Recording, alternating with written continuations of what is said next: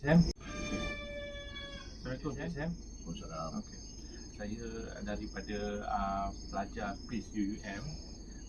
Saya nak ucapkan terima kasih kepada kesudian Cik untuk ditemu bual untuk menjayakan tugasan kumpulan kami pada semester ini. Ya. Cik, boleh tak Cik ceritakan sedikit pengalaman Cik semasa berkhidmat sebagai pasukan gerakan khas 69 Komando? Saya Sarjan Major Bersara Isamuddin bin Muhammad Noor. Mula berkhidmat dalam pasukan polis ni pada 2 April 9 tahun 79. Kemudian setelah tamat latihan saya ditukarkan di Batalion 4 Sungai Petani. Pada tahun 81 PDRM telah mempelawa kepada semua warga-warga PDRM di kalangan pasukan polis hutan untuk menyertai pasukan Komando 69. Jadi tawaran tersebut telah dipersetujui dan dimohon oleh seluruh batalion-batalion pasukan polis hutan di dalam negara kita ni lah. Saya pada masa itu dalam tahun 1981 berada di Sungai Petani. Saya telah memohon untuk menyertai pasukan 69 Komando pada masa itu. Pada peringkat awalnya pada tahun 81, saya telah menjalani ujian pemilihan awal selama 2 minggu. Kemudian saya telah melepasi di peringkat pemilihan awal tersebut. Di hujung tahun 81, saya mula menjalani latihan asas 69 Komando selama 3 bulan, iaitu di kaki Gunung Jerai, Kedah. Setelah menjalani latihan asas tersebut selama 3 bulan, saya salah seorang yang telah terpilih dan telah lulus menyertai latihan asas tersebut. Dan pada tahun 82 saya telah diserapkan dan ditukarkan ke 69 Komando di Ulu Kinta, Perak.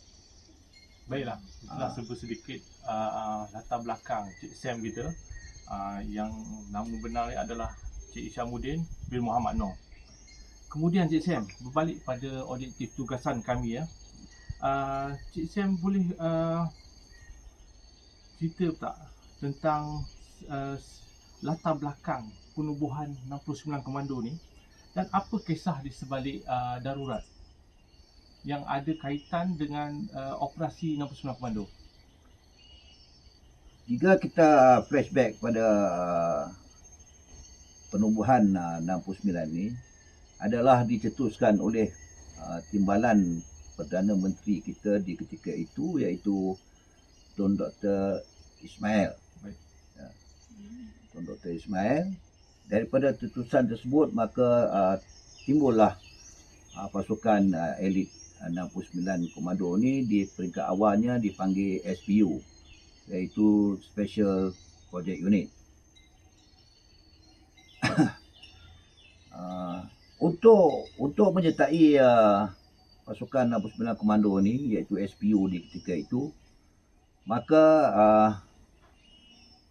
SAS British, iaitu Special Air Service British, telah membuat pemilihan bagi menyertai pasukan SPU tersebut.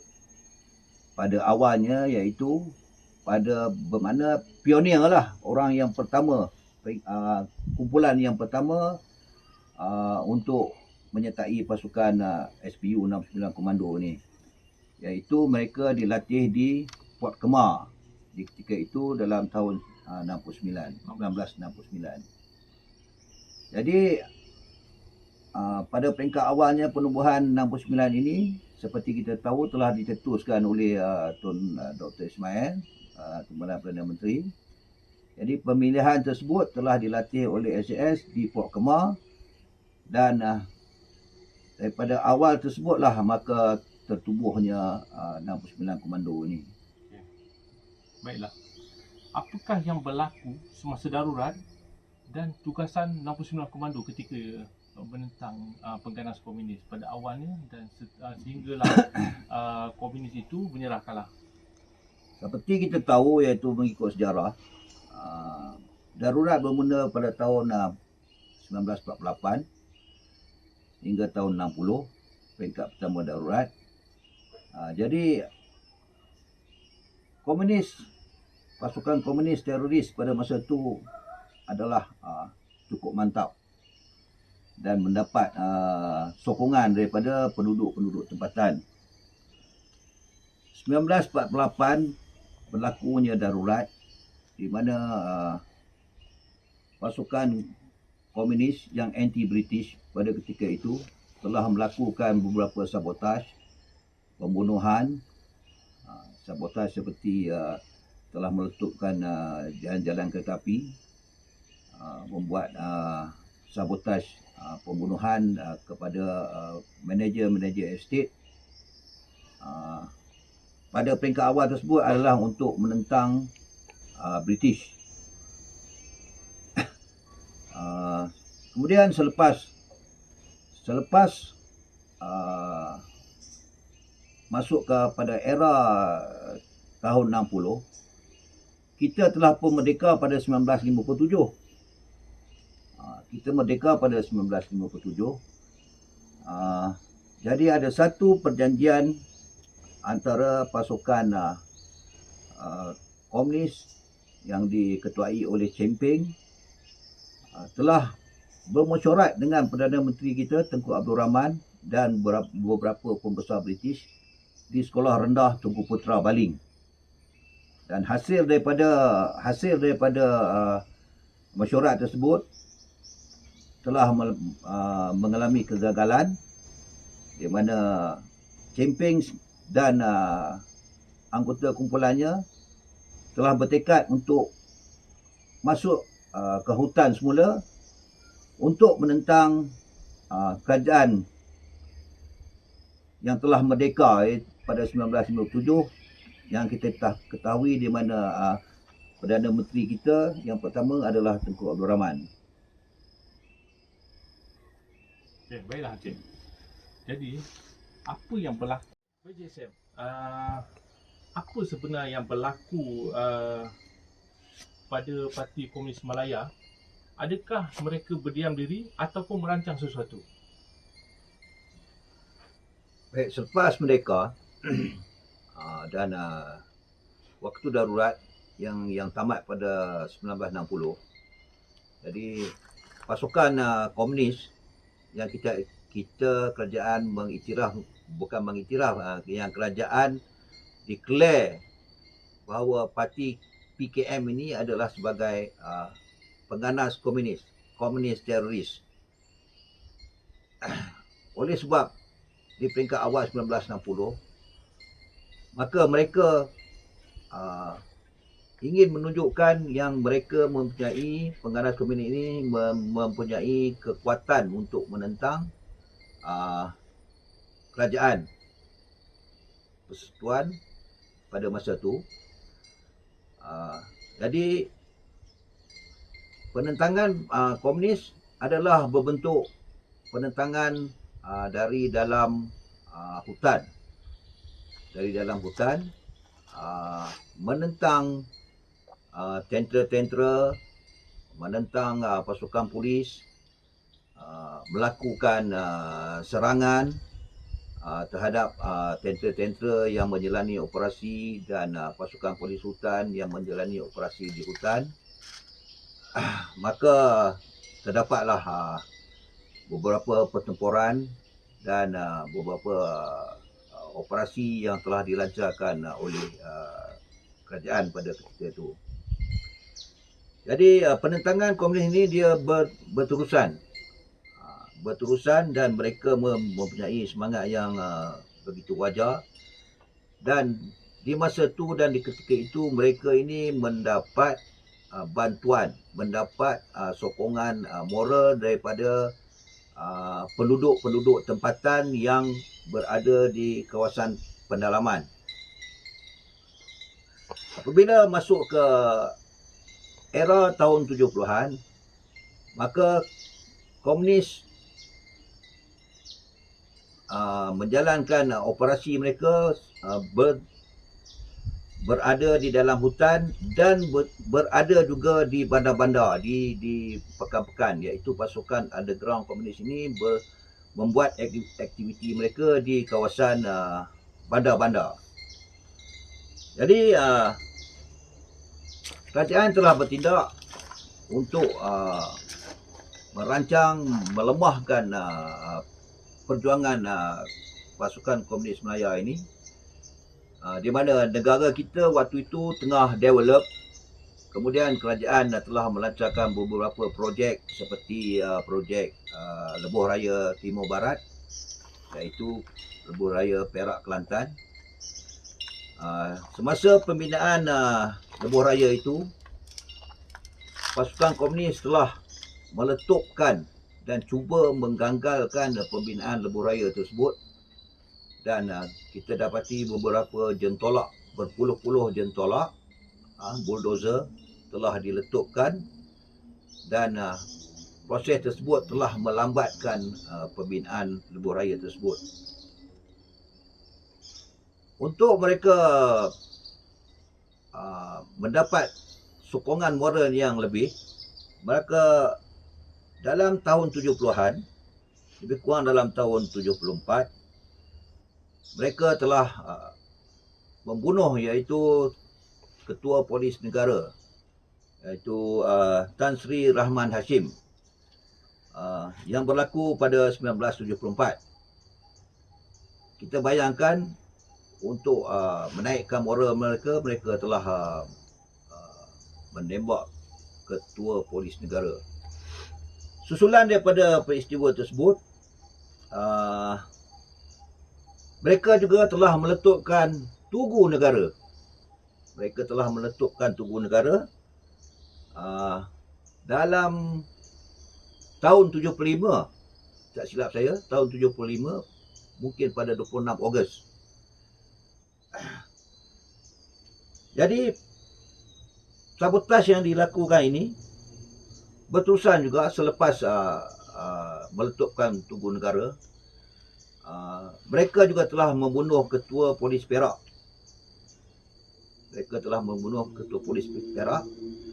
Dan penentangan mereka waktu itu memanglah sungguh mencabar. Jadi apabila kejayaan demi kejayaan yang PKM telah berjaya melakukan, maka of course kerajaan Malaysia telah memberi penentangan yang begitu hebat untuk melumpuhkan Parti Komunis Melaya. Oleh yang demikian, berbalik pada cerita asal kita tadi, maka 69 diperbesarkan lagi menjadi satu batalion.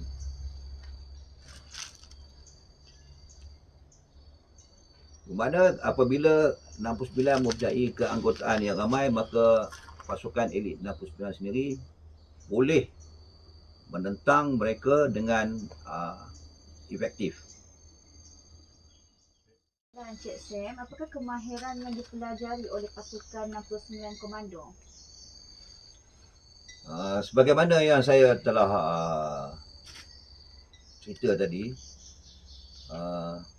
peringkat asas 69 ni, mana dia ada pemilihan awal selama 2 minggu. Setelah lulus pemilihan awal tersebut, maka kita akan menjalani latihan asas lebih kurang dalam masa 3 bulan. Jadi, dalam latihan asas ini kita ada fasa yang pertama, iaitu kemahiran ilmu-ilmu pertempuran di hutan, yang kita panggil pelajaran CIW. Di dalam pelajaran asas untuk counter insurgency warfare, iaitu peperangan di hutan, maka kita perlu mempunyai satu fizikal yang mantap. Kita perlu menilai kedudukan kita di dalam hutan. Jadi kita perlu mempelajari berbagai-bagai basic. Jadi dalam latihan asas ini kita ada dipanggil iaitu pertempuran di dalam hutan, iaitu ada atur caranya, ada dia punya kawat serangan, kawat berundut dan berbagai-bagai lagi lah, seperti survival, seperti mengesan, kemudian kemahiran macam mana kita nak berkomunikasi menggunakan alat perhubungan yang dibekalkan, kemudian macam mana kita hendak menghadapi jerangkap sama. Jadi perkara-perkara seperti yang saya kata ni, kemahiran yang seperti saya kata ni, termasuklah juga perubatan bagi sekiranya berlaku kecederaan semasa pertempuran, apa patut dilakukan. Perkara yang saya ceritakan ini semua berada di dalam basic 69. Kawat-kawat pertempuran memang perlulah. Kemudian jika berlaku serangan, bagaimana kita nak balik ke kita punya rendezvous, iaitu kita punya RV kita. Jadi selama sebulan setengah ni memang kita diajar menyeberangi sungai, taktik-taktik menyeberangi sungai, dan berbagai cara lagi lah. Kemudian apabila selepas sebulan setengah tu, peringkat awal pertama tu, fasa yang pertama tu, setelah kita lulus, maka kita akan dibahagi-bahagikan kepada kemahiran yang dan keperluan kepada individu anggota tersebut. Jadi di kalangan yang ada pada masa tu, yang ada yang tinggal pada masa tu, akan diberi pada kemahiran spesialis pada dia. Contohnya kalau kemahiran mengesan, maka fasa kedua sebulan setengah itu dia akan khas untuk membuat belajar mengesan di dalam hutan. Apabila dia dibahagikan kepada bahagian komunikasi, maka dia akan belajar komunikasi di dalam fasa kedua tersebut. Dan terbagi juga kepada perubatan. Perubatan akan menghadiri kelas dan juga dia punya praktikal di hospital-hospital yang terpilih. Yang keempat, akan belajar iaitu demolition, letupan.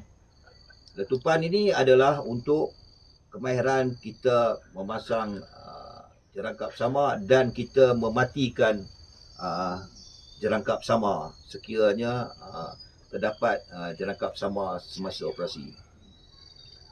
Habis saja 3 bulan tersebut, maka di ketika tu selesailah asas 69 komando dan akan dianugerahkan Sandberry kepada pelatih-pelatih yang tinggal pada ketika itu. Seperti yang saya sebut tadi, apabila kita menghadiri asas, kemudian kemungkinan dia punya keanggotaan yang menghadiri asas itu adalah ramai, contohnya dalam 150 orang.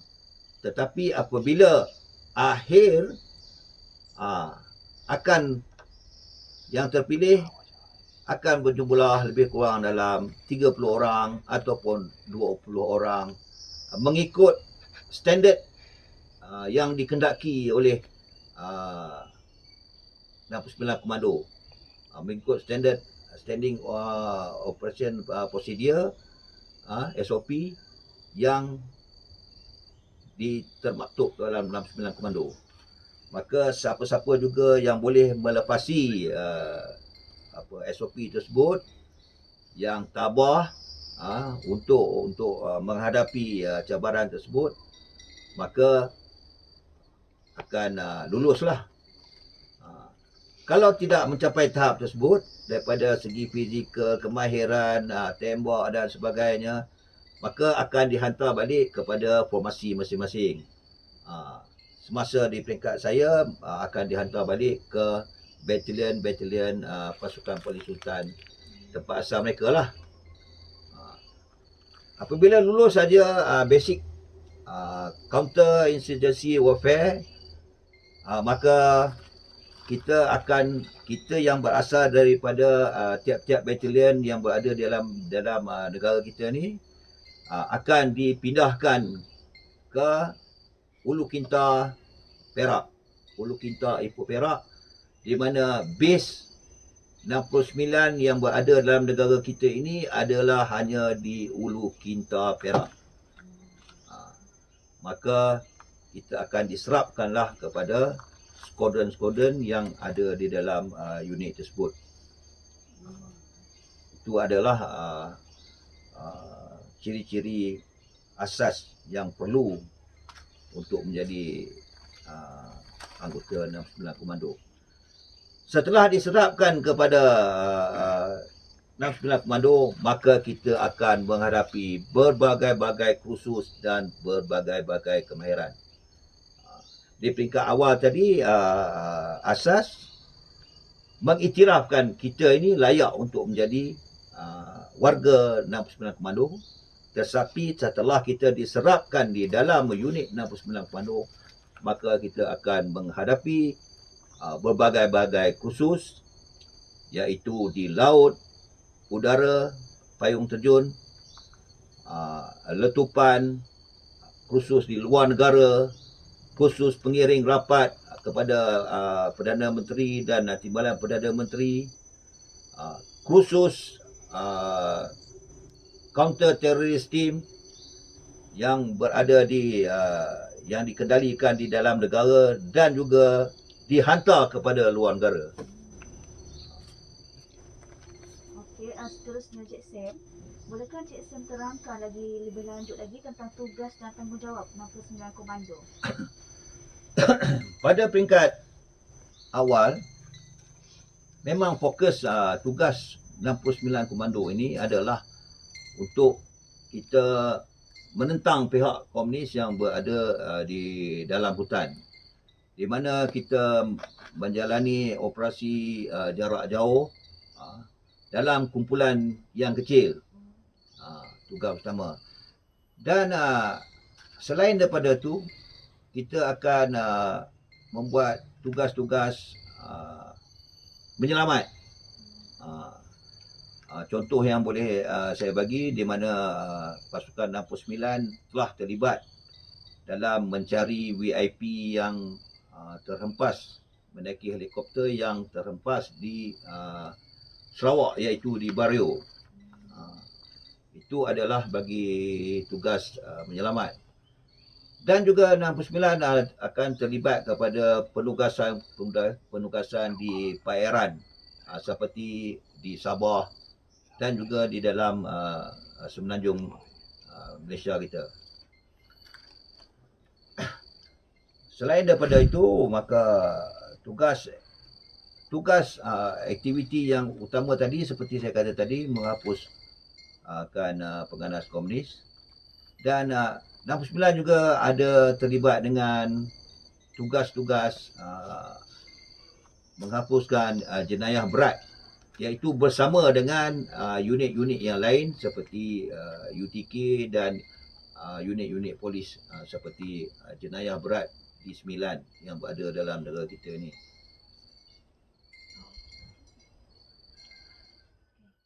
Baiklah Cik Sam, boleh tak Cik Sam ceritakan pengalaman yang tidak dapat dilupakan sepanjang Cik Sam berkhidmat dalam pasukan 69 Komando?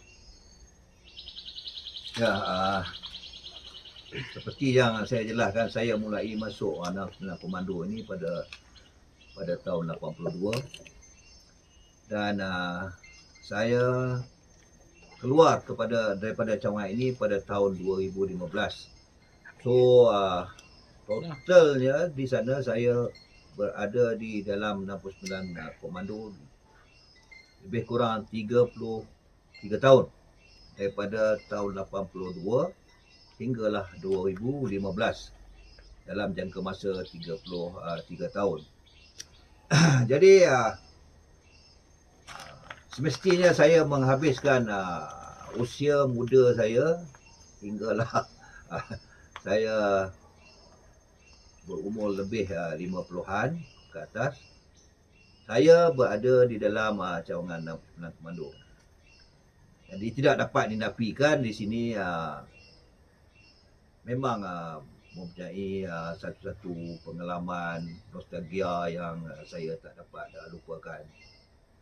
Jadi di dalam cawangan ni saya terlibat dengan berbagai-bagai operasi yang saya dalam ingatan saya yang saya tidak dapatkan lupakan, iaitu satu gerakan yang terbesar yang pernah saya hadiri, yang pernah saya alami, iaitu gerakan Jala Aman 2 di kawasan Julau Kanawit di negeri Sarawak. Dalam operasi ini melibatkan beribu anggota keselamatan, dihadiri yang terlibat daripada tentera, polis hutan dan juga 69 komando seramai 30 orang yang telah dihantar ke Sarawak untuk menentang ideologi komunis Paraku semasa gerakan tersebut. Dan dalam gerakan yang terbesar seperti saya nyatakan itu, pasukan keselamatan telah mengalami kehilangan beberapa orang yang telah terkorban. Itu adalah pengalaman yang masih dalam ingatan saya. Sepanjang perkhidmatan saya juga terlibat dalam acara yang berada di dalam negara kita ini, iaitu persidangan COGM dan juga Sukan Commonwealth. Yang ini adalah tugas-tugas yang saya lakukan, iaitu di kawasan bandar. Tidak dapat dinafikan selain daripada gerakan Jala Aman tadi, saya pun telah menghadiri beberapa operasi di dalam hutan. Dan pada tahun 84 saya telah terlibat dengan satu operasi di kawasan KKB dan juga menganjur ke Rawang. Di sana telah berlaku satu pertempuran satu hari, iaitu berlaku dua pertempuran, iaitu satu korporal yang bernama Arwah Mansur telah ditembak oleh penganas komunis, dan di waktu petang pula telah seorang lagi menjadi mangsa ditembak oleh penganas komunis. Walaupun saya tidak ada pada pertempuran itu, tapi saya berada dalam operasi tersebut. Berada di dalam operasi tersebut. Cuma patrol kumpulan kecil saya tak terlibat di dalam pertempuran tersebut. Tapi patrol saya adalah ditugaskan untuk memberi bantuan kepada patrol yang terlibat dalam pertempuran.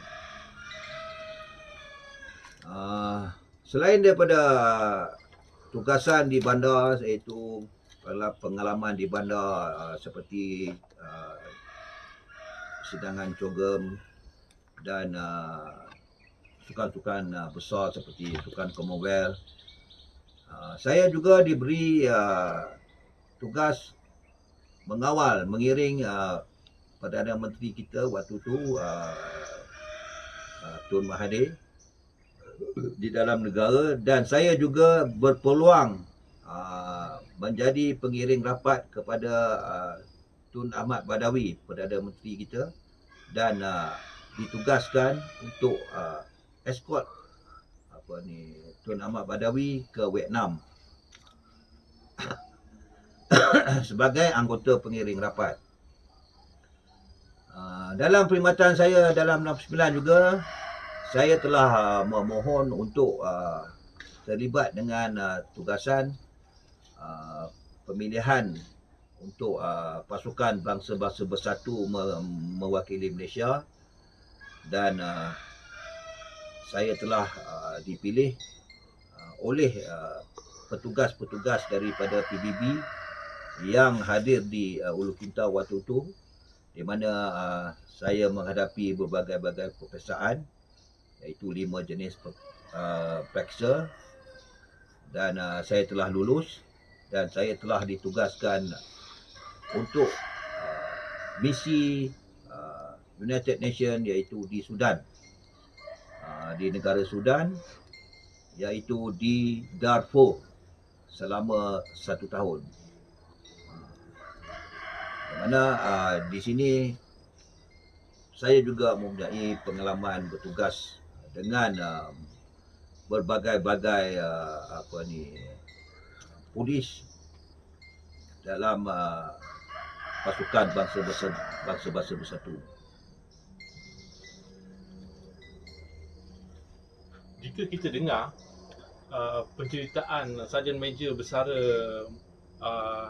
Cik Hishamuddin Mohamad Noor, memang kita akui pengalaman beliau, tugas dan tanggungjawab sebagai anggota 69 Komando bukanlah mudah, dan di mana matlamat ini adalah untuk menjaga keselamatan negara daripada ancaman pihak musuh, kan, selain berkhidmat di luar negara untuk membantu negara-negara yang bergolak.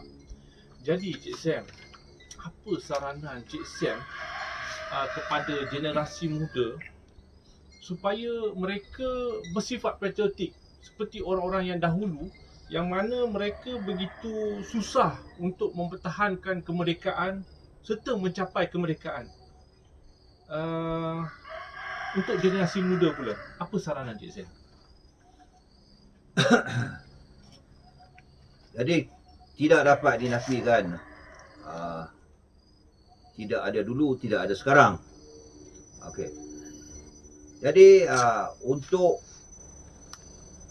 pada para pemuda yang menyertai pasukan keselamatan khasnya 69 ini, jadi kita mesti mempunyai satu semangat, dan kami telah mewaris, iaitu warisan darah perwira itu disambung oleh generasi-generasi yang baru, supaya cekal dan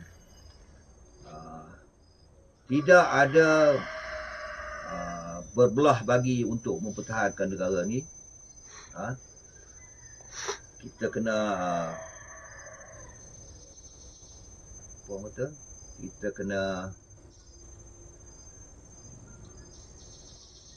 mempunyai semangat patriotik yang cukup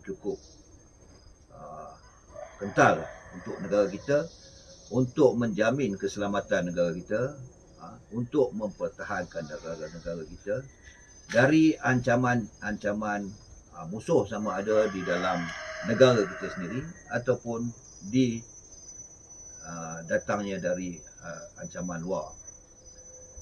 Jadi bukan satu perkara mudah untuk kita mempertahankan negara kita. Sekiranya kita tidak mempunyai semangat patriotik, maka mungkin negara kita ini akan jadi kucak-kacir. Kepada siapa lagi nak dicurahkan semangat kepimpinan negara ini, melainkan kepada orang-orang muda, kepada anggota-anggota keselamatan yang muda. Jadi zaman berubah, maka sejarah dan pengalaman-pengalaman anggota-anggota yang terdahulu itu adalah sebagai idola ataupun contoh ataupun diambil iktibar atas kejayaan dan kelamahan dahulu. Dan kita perlu ingat keadaan dunia pada masa kini sentiasa berubah. Jadi current affairs of this world sentiasa berubah. Jadi pada anggota-anggota yang berada dalam unit-unit khas, saya sarankan untuk mengikuti peredaran dunia di masa kini yang terdahulu, di mana kebaikan kita jadikan tauladan, dan anggota sekarang ni kena berada di zaman masa kini, di mana kita dapati ancaman-ancaman adalah daripada berbagai-bagai aspek. Kalau dulu kami dapat menewaskan anggota komunis di dalam hutan, kita tidak tahu ancaman-ancaman yang akan muncul di era-era sekarang. Contohnya seperti Al-Maunah, kemudian peristiwa di Lahad Datu, di mana kejadian tersebut kita tak dapat fikirkan terjadi secara automatically, dan kita terpaksa menghadapi ancaman tersebut. Oleh yang demikian, perlengkapkanlah diri dengan berbagai-bagai ilmu dan sentiasa dalam keadaan bersiap siaga. Baiklah. InsyaAllah, dengan kisah yang diceritakan, semoga ia menjadi iktibar serta kesedaran pada generasi kini agar lebih menghargai usaha pejuang-pejuang terdahulu yang sebelum kita mempertahankan serta perjuangan mereka untuk memerdekakan negara ini. Kami, saya dari wakil dari pihak kumpulan kami mengucapkan ribuan terima kasih kepada Cik Sam Sama-sama. yang sudi meluangkan masa untuk ditemu bual bagi membantu menyiapkan tugasan kumpulan kami, dan kami sebagai generasi muda amat menghargai perjuangan Cik Sam dan rakan-rakan terdahulu. Ya, terima kasih. Okey. Assalamualaikum Cik Sam. Waalaikumsalam.